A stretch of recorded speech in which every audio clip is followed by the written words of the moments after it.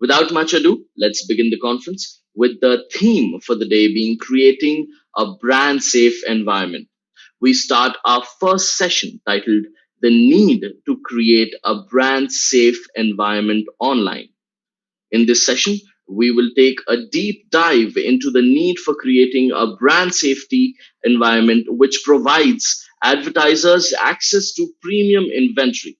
For this, please welcome our panelists, Puneet Singhvi, President at Digital and Corporate Strategy, Network 18 Media and Investments Limited, Puneet Gupt, COO Times Internet, Sanjay Sindhwani, CEO, Indian Express Online Media, and Bharat Gupta, CEO, Jagran Online.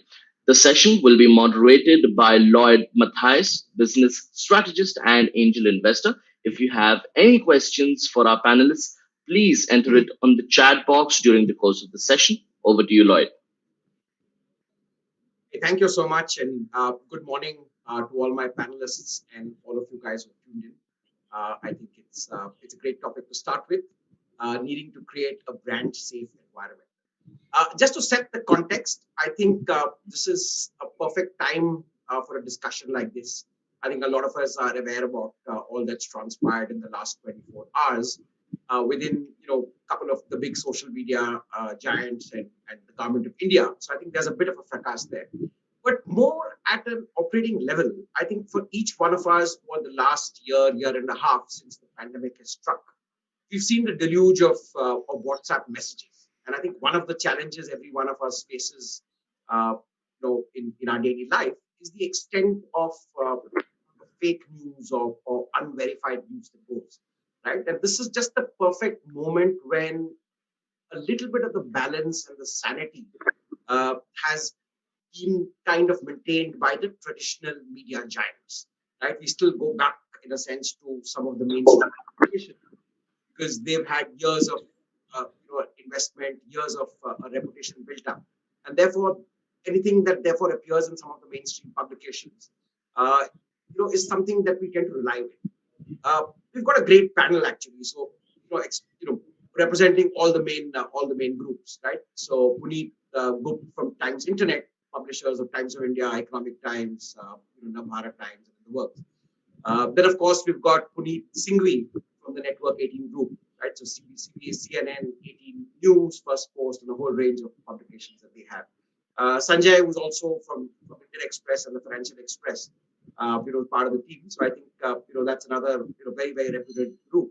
And then Bharat from the Jagran group, right? And Derek Jagran, one of the largest TV publications.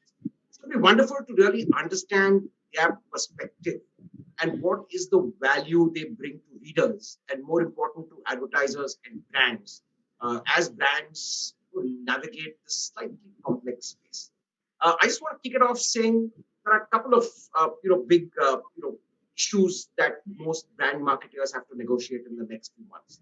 One, of course, is the whole effects of the pandemic and the deluge of fake news, and of course, now a lot of the regulatory changes, right? The new IT rules that were to come into effect vis-a-vis the intermediaries or the social media platforms.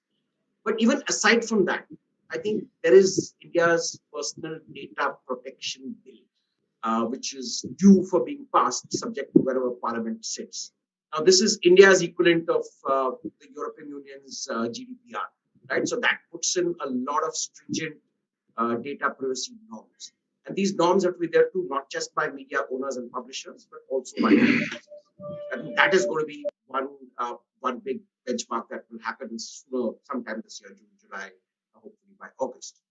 The other thing that we're all noticing is some of the global platforms have been clearly taking definitive steps on data privacy, right? What is expected from Apple on the iOS 14, most of us know of. The other thing is Google has announced that by Jan 2022, they will be discontinuing the third-party cookies, right? So therefore, a lot of digital marketers who safely use cookies as a way to navigate potential advertisers, potential customers, will no longer have access to them. In this context, I think we will see a lot of advertisers having to rely on the more traditional, rock-solid media houses and go back to them. And therefore, I think today's discussion adds, specific value in terms of what these big advertisers come up with. I want to kick it off by starting with getting Puneet Singhvi's views. Puneet, how do you see these big regulatory changes on the anvil, the Personal Data Protection Bill of India, and then Google's kind of discontinuing of third-party cookies? How do you think this is going to affect advertisers that choose media like yours? Okay, so there are two parts I'd like to address from a publisher point of view.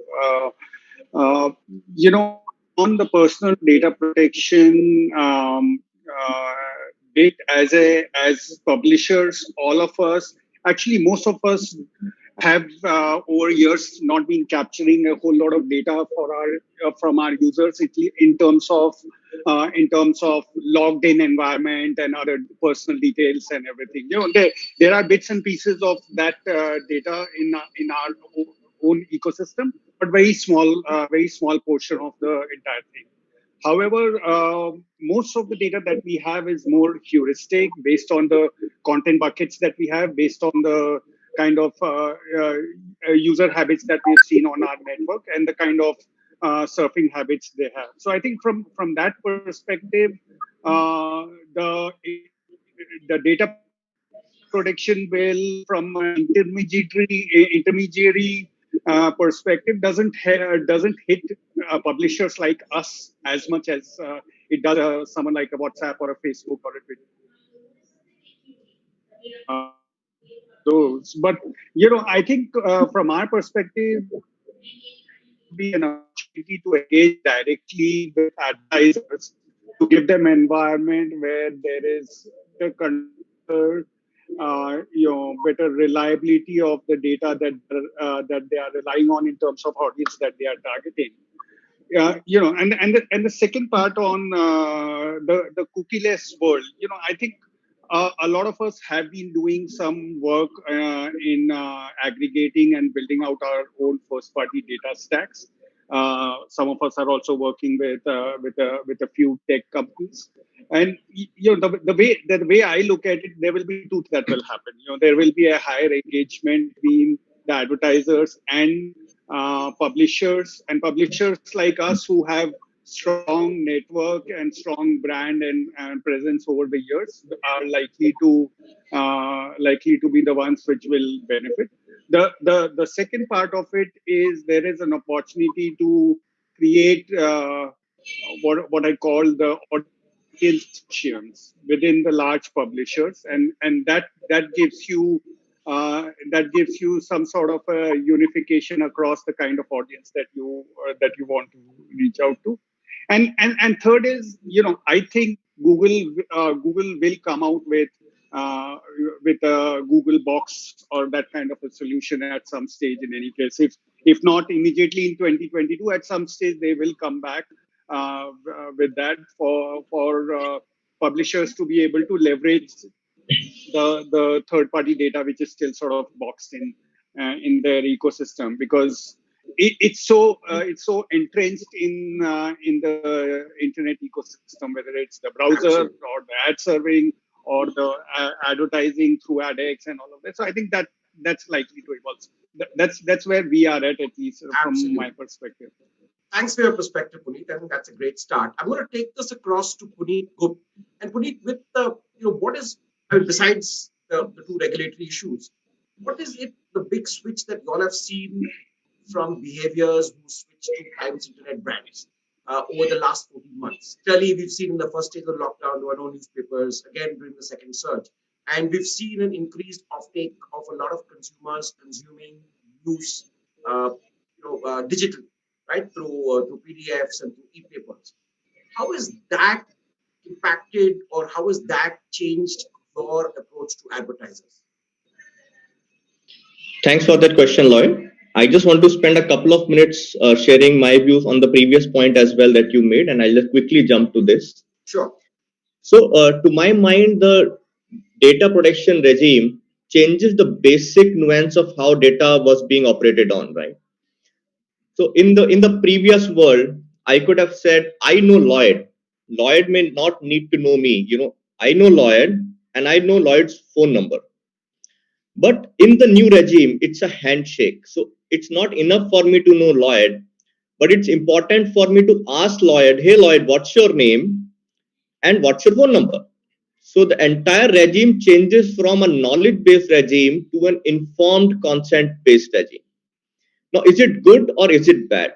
It is tremendously beneficial to create higher trust in the system. But what happens in the first 2 years? There is going to be a lot of uncertainty as people adjust to this new way of working. And that's true whenever any change happens. But this change is for good. The second point about third party cookies, most people are thinking that there is a cookie collapse and business will change the way it happens. I don't think that's going to happen. And part of the reason is that industry will move to one of the many ID based solutions that are coming up. So Google will bring its own flock, federated learning of cohorts. And what does that mean? That just means that rather than knowing who Puneet Gupt is, I know the kind of people or the kind of set that Puneet Gupt belongs in. And then rather than targeting Puneet Gupt, I will target those set of people, right? It's a cohort. And there's a learning that's based on that cohort of people. Identities are not known to third parties, but the behaviors are known to third parties. And that becomes the currency of transaction. There are other ID mechanisms as well. After this initial problem of a year or a year and a half, this will stand to improve. What do we do as publishers? I think Puneet Singhvi brought a very important point. I will double down on the same point. We have a good relationship with our customers, and we need to leverage the trust that we have to make sure this information exchange happens, the informed consent of information that we can use to develop knowledge about our consumers of what they are reading and how they want this data to be used. So if there is trust, then the data exchange is easy. But remember, for any give and take, we have to be ready with the give. Knowing Lloyd's name did not mean that I had to give Lloyd something. But if Lloyd is sharing his name with me and his phone number with me, then there has to be a strong value proposition that I need to be ready with. And that is what all publishers right now need to work on. What is that strong value proposition? Because in the traditional news reading world, logging in was not mandatory or not even required. Registering was not required. How do I incentivize some of these behaviors? Should I give you special content? Should I give you early access? Should I have invite only events for my special consumers? So those are some of the thought processes that all businesses on the publishing side will have to go through or are going through. Now, quickly jumping to the second part of the question, which is how we have seen behaviors change. We have seen more and more dependence of consumers on trust.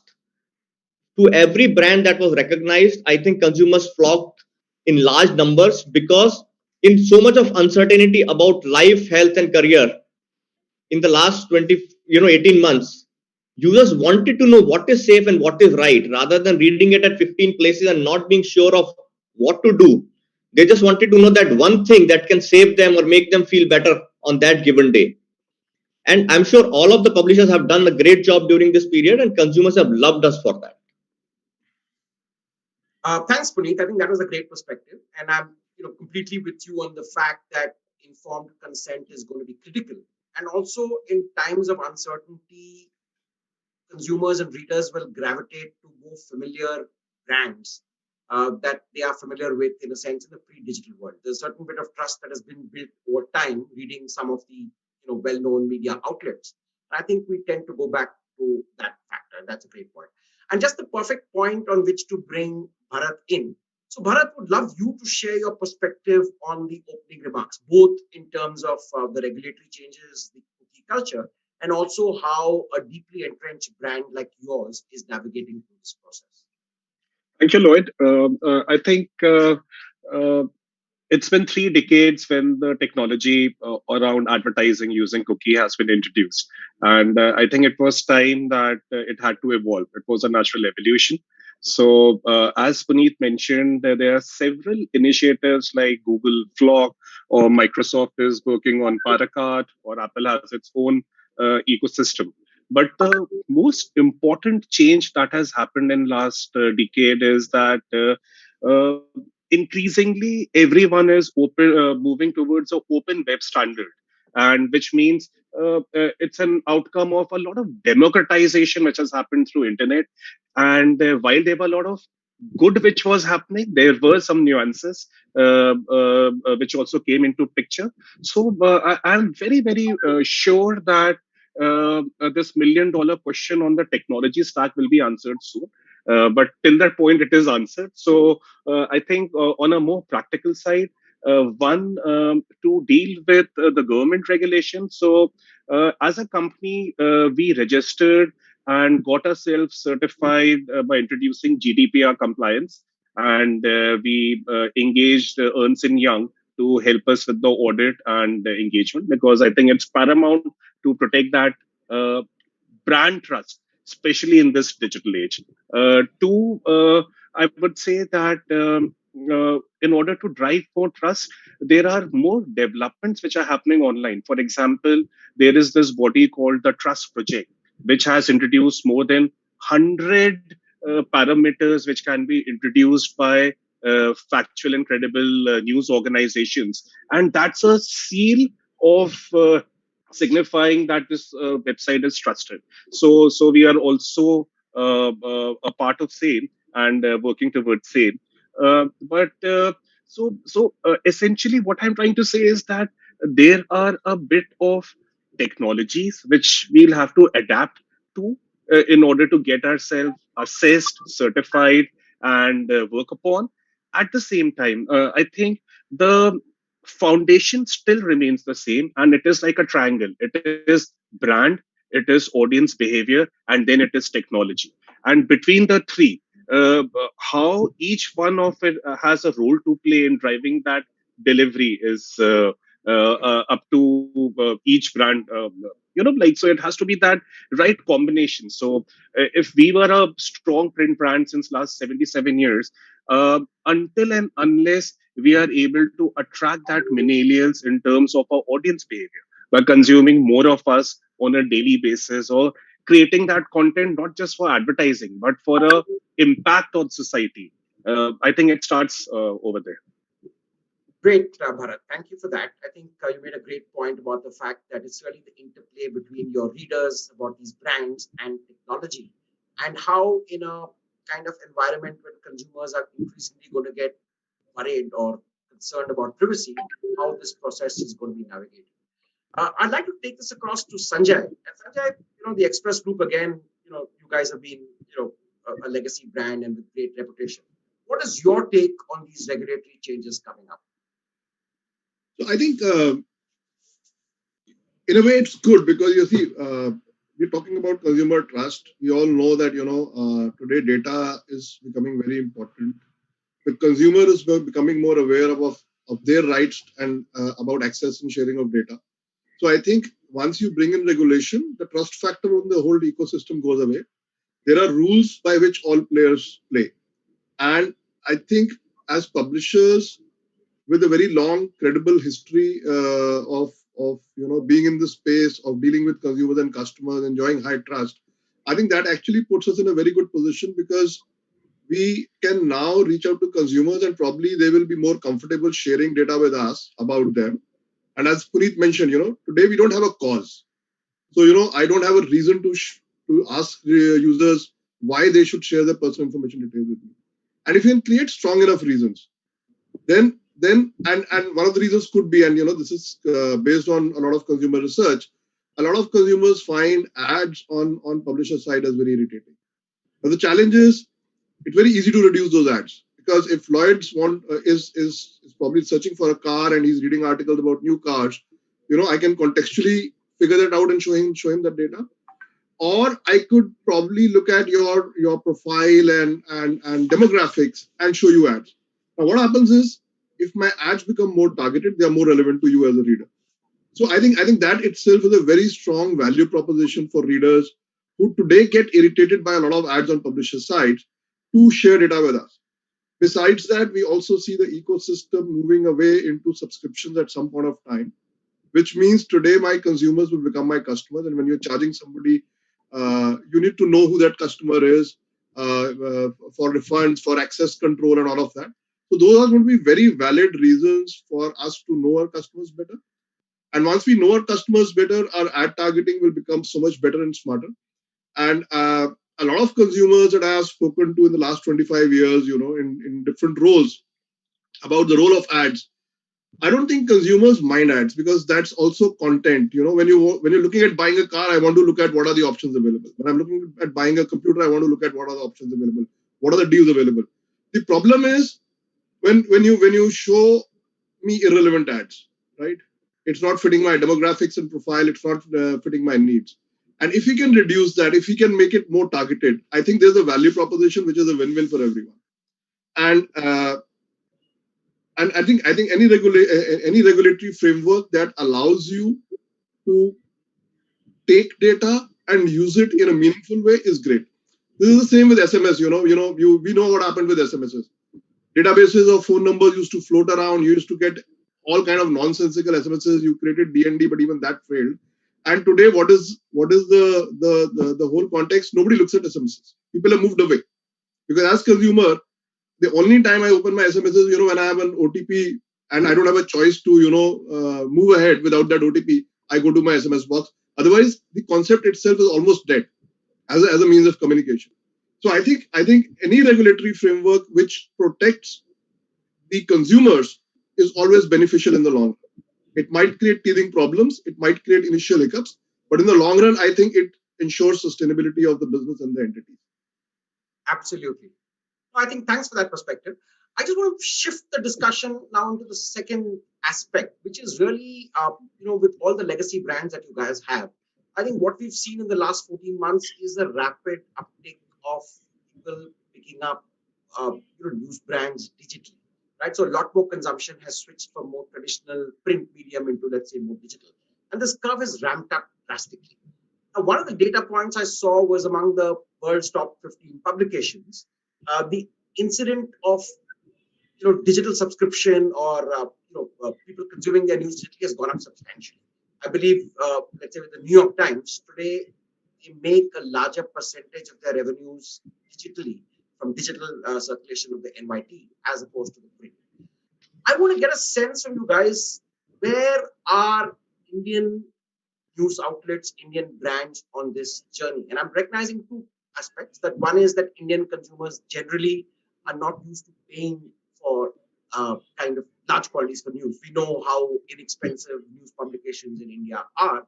And two is, given a jugaad culture, people try and find ways of how to bypass regulatory. I know that the courts have come down against people circulating papers on WhatsApp, but you know how ingenious Indians tend to be. So maybe I'll start this off with you, Puneet. So, quick background that a bunch of our news properties now have a subscription product. So, both on the Times of India side as well as on the Economic Times side. And ET started it much ahead of TOI. But I would say in the larger journey of where we have to go, we are in that learning phase and still optimizing our insights. Have we started to see traction? Yes. Are we super excited about what the future holds? Yes. If the scale is growing. Correct. So this, apart from the institutional knowledge that we have running Times Prime as a subscription product, and the ability to bundle subscription products across multiple categories that we run, is a superpower that we want to now leverage and bring to our consumers. We think that there is going to be a large market for subscription products at the right price. So if you look at the pyramid of consumption, there is going to be a small set of users who will pay for ET Prime at a very high value, the business execs, the startup ecosystem. And then there is going to be a larger mass of consumers willing to pay for a product price slightly lower at a TOI Plus and a Times Prime range. And then there is going to be a mass market for a Ghana Plus and any subscription product that comes from MX Player. So in fact, as Times Internet Limited, our strategy cuts across all the layers of the Indian consumption ecosystem. But important over there is the organization design chain that has to go through. A subscription business is not like an advertising business. And the kind of goals that organization needs to carry, the kind of people that the organization needs to bring in, all change. I will give one small example. How do you measure the performance of a piece of content in the advertising world and in the subscription world? In the advertising world, you will look at the revenue that the content is able to bring in, right? CPMs. In the subscription world, you will talk about the propensity to subscribe when that content has been read, or the ability of that piece of article to retain users once a cohort of such articles have been read by a segment of those users. And this entire science that comes from transaction ecosystems now to publishing on conversion funnel optimization and looking at segments and cohorts. So all of this is new, and every publisher will go through their own learning curve as we go through it. But as I said, the future is exciting. I think we are at that point now that we can look at revenue being nearly 50-50 in terms of subscription and advertising in a couple of years from now. And then it can scale as much as how the industry comes together shaping their products. Great. I think that's an important milestone, because I think one of the challenges, especially for the news system, is the ability to kind of maintain independence. And a big part of that is when subscription starts becoming as valuable, if not more, than advertising. I guess there's always a pressure from that. How has Network 18's experience been in the context of, let's say, erecting firewalls and protecting, the value of your news and getting subscribers? Puneet, yes. Yeah, so in Network 18, we actually started off subscription on Money Control, which is the financial news and business destination that we have. Almost a year and a half, a little more than actually almost 2 years ago now, and it has been an interesting ride, and I would say it has been reasonably successful from our perspective, and also from the general benchmarks that you see outside in the ecosystem on publisher subscription. I mean, we are north of 350,000 paying subscribers on Money Control. But at the core, as Puneet Gupt rightly mentioned, it's about putting the right people, putting that organization in place who look at the whole product and the whole content in a very different way. We started out very simply with the ads-free experience because we knew Money Control usage pattern is very, very high. People come very frequently to Money Control because of stock market data and all of those things. So we started with a ads-free experience, and then we invested in building a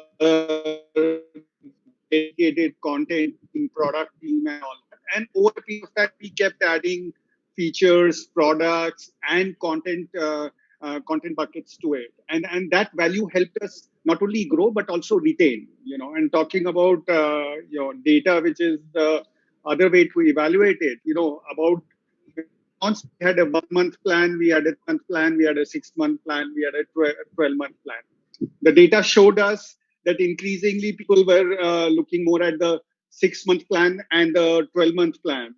And that sort of helped us evolve our offering basis the usage pattern that we saw. And what I'm very, very excited about is about 6 months ago, we launched a 3-year plan. And we've seen very, very solid uptake. So, what we believe is if you are constantly delivering incremental value to the users, I think they'll stay, because the brands that we have between all of us are very, very strong. That incremental value, as it keeps coming, their people tend to stick to it.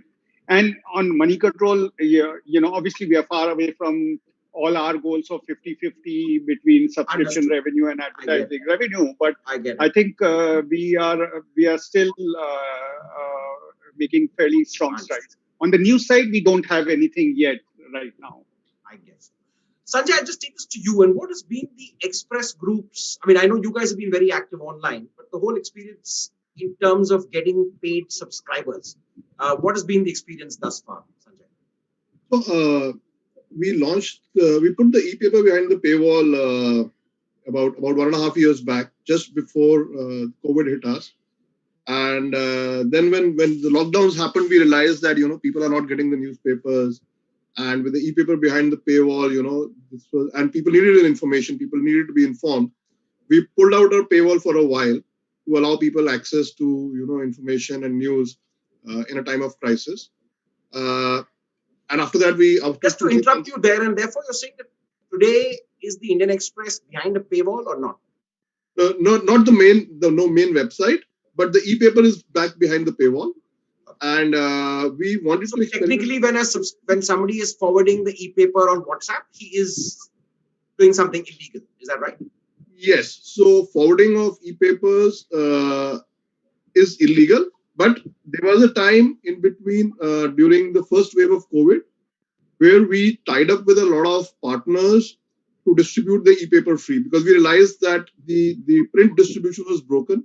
People wanted credible information and it was not available. So we actually tied up with a lot of people for distributing the e-paper, and we allowed free use and exchange. But after about 2 months, we pulled it back. Actually, we continued it till November. Till November, we were very lax. While we put the paywall back, we allowed free distribution to happen. But after November, we've stated very clearly that the free distribution is no longer possible. All our partner types were shut down, and anybody distributing ours or anybody else's e-paper which is behind a paywall, that is illegal. A lot of people do it, but I think they must realize that this is a criminal offense. In fact, starting early this month, we have started policing all the channels in the public domain where our content is being pilfered and distributed, whether it's individual stories which are being crawled and republished, or whether it's the e-paper. And we have come up with a very strict internal policy that we are going to go after people who are pilfering content. You see, good content takes a lot of effort and costs a lot of money to produce. And there are a lot of people who take our content and create websites. They write crawlers, they replicate our sites, and then they run programmatic ads out there. So there are two things happening. One, there's a publisher fraud happening where my content is being stolen and misused, and there's an ad fraud happening where through multiple channels ads are being run on that content, showing it as legitimate content. In some cases, people may have a domain name which is similar to us, with a site that looks like us, and they are selling ads. So that's another form of ad fraud that is taking place, which a lot of marketers don't even realize that they are being conned into this game. So as responsible publishers, with a responsibility towards our marketers, it's very important for us to ensure that we proactively go after these people and bring them down. The other part is on the e-paper. What we are doing is, whether it's Telegram channels where people they're selling, they're not even distributing for free. They're taking a e-paper and they're selling subscriptions at a discounted price.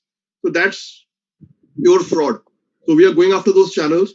And if there are any consumers here, and for general awareness of the public, I like to say, please do not buy from these channels. These are not legitimate. And as we go after them, you will actually lose money, because you may have paid 500 rupees. So that might have been, at a 50% or a 70% discount to what you would have paid on the official channel. But you are most likely to lose that money after a few weeks, because now we police. And the moment we discover something, we come down heavily, we reach out to the IT cells and we get it closed. So consumers end up suffering when they participate in such illegal activities. Great. I want to take this to Bharat. And Bharat, how is it that you guys protect premium inventory in the context of the digital world? So I think that's a great question. So Lloyd, I would say the whole thing lies between two things. One is value creation, and other is value protection. And in terms of protecting, first is that how do you stop the companies which are impersonating your brand? And just to give you a brief synopsis, that last year alone, there were over 350 websites which we pulled down, which were impersonating our brand, right? And the legal discourse, unfortunately, in India is yet evolving. So it's a very difficult thing to achieve. And so we decided to go in for this thing called John Doe order, which helped us to pull many down. So right from the app like Telegram, which was distributing a lot of PDF, to as late as last week, a website called Jagran Times, which was just impersonating the name and just creating wrong news or misinformation, right? So I think legal discourse is a very important step. Second, I think in terms of protecting the premium inventory, I would say that we need to first segment our inventory basis the audience behavior in terms of engaged audiences versus casual audiences, and then move away from a concept of uh, buying by the kilo to apple versus oranges. And this can only happen when you have the right kind of audience segmentation strategy in place, along with the right kind of technology which can help you to segment that audiences.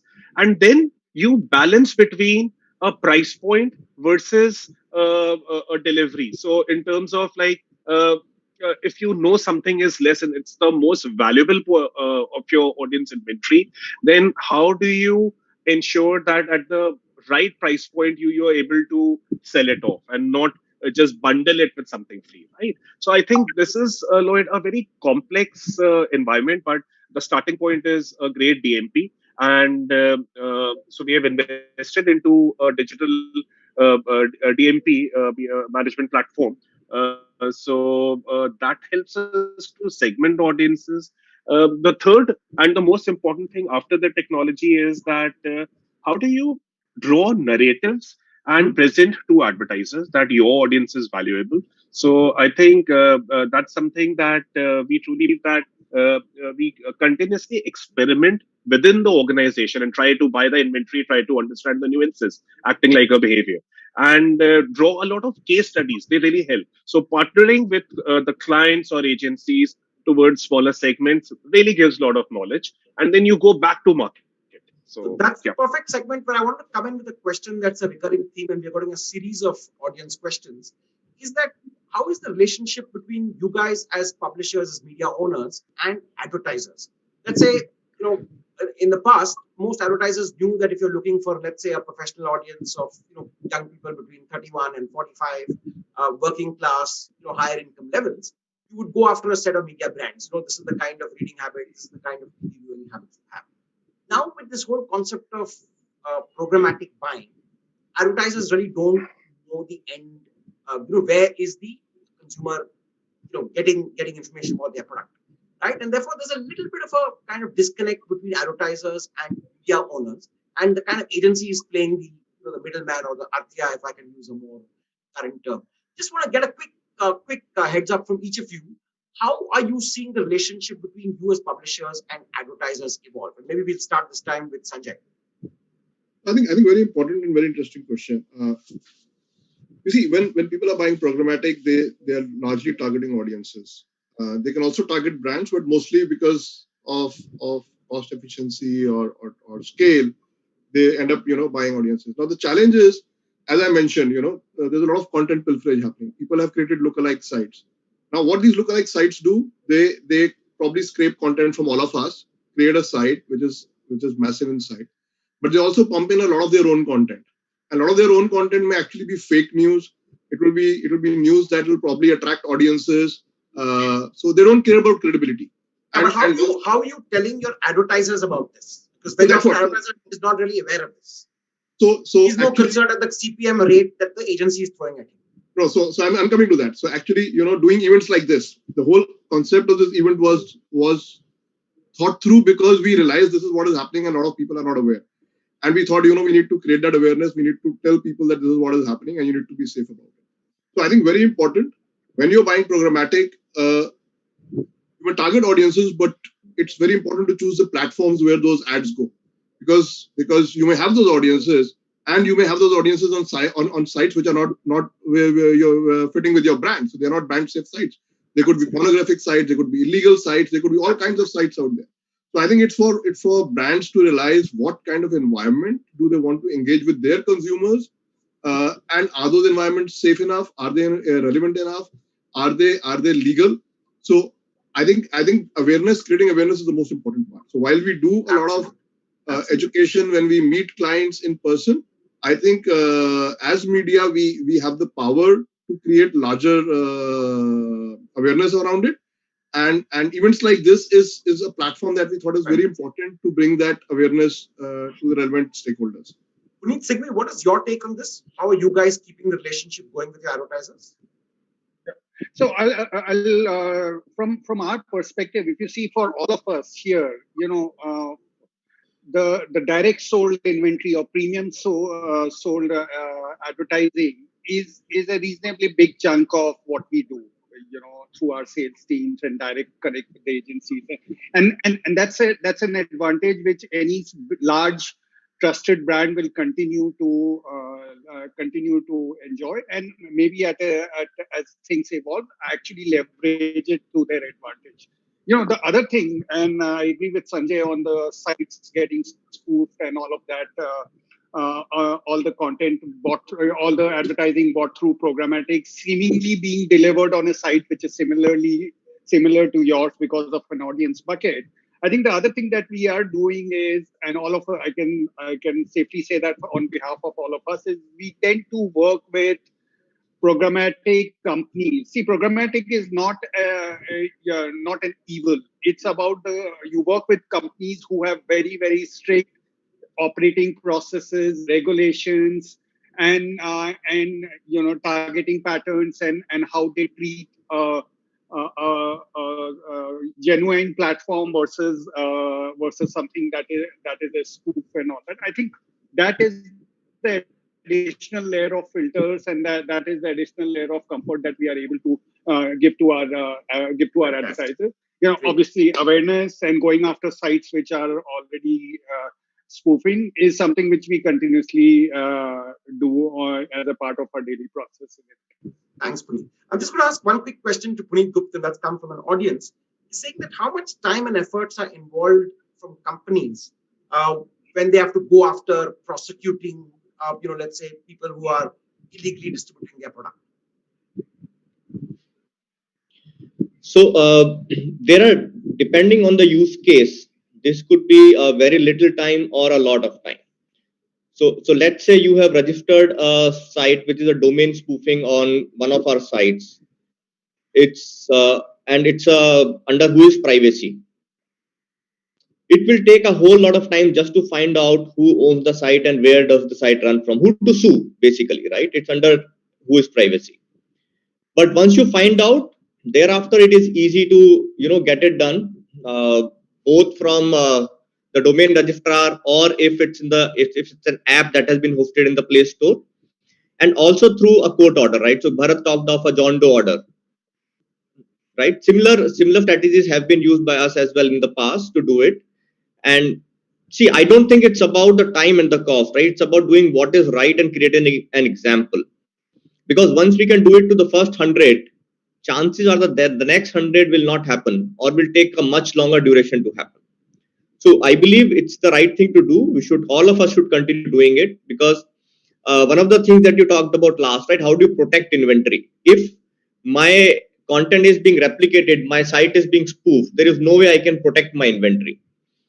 Multiple disadvantages, right? Not just the loss of my brand. Obviously, there's a loss to an advertiser's brand when they advertise, but it's the loss to a publisher's brand as well, because I don't know what all is running there. Plus, when you duplicate the supply in an auction, the prices go down because you have increased the supply. It's a demand and supply economics inside the auction, right? I have doubled my supply, let's say. There will be a pricing pressure. So the rates will come down for my genuine supply. So not just for my branding purposes, not just for revenue, but through a multitude of these things, the protection is important. And taking the legal route is a route that all of us should be willing to take, is what I want to submit.